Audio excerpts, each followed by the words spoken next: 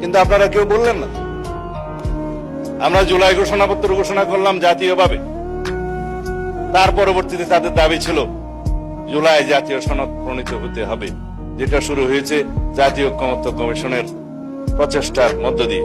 সেখানে 30টা কি 32টা দল অংশগ্রহণ করেছে এবং এই জুলাই জাতীয় সনদ অনুসারে এখানে 26টা দল স্বাক্ষর করেছে, 30টা দল এখানে অংশগ্রহণ করেছিল আলোচনার মধ্যে। আপনারা তো কেউ বললেন না এখানে অঙ্গীকার নামায় কি আছে। এটা তো জুলাই গণ অভ্যুত্থান হিসেবে আপনি স্বীকার করেছেন।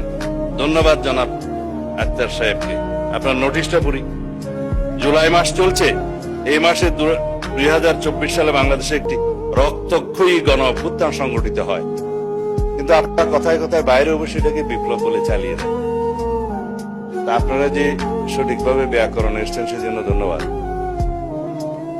এখন বাংলাদেশের সাধারণ জনগণ এই গণ অভ্যুত্থানের গণ আন্দোলনে অংশগ্রহণ করেছে, এই জন্য আপনাকে ধন্যবাদ জানাই যে শুধুমাত্র কোন রাজনৈতিক দল অথবা শুধুমাত্র কোন ছাত্র সংগঠন কেউই এককভাবে এর কৃতিত্বের দাবি না, এটা স্বীকার করার জন্য ধন্যবাদ।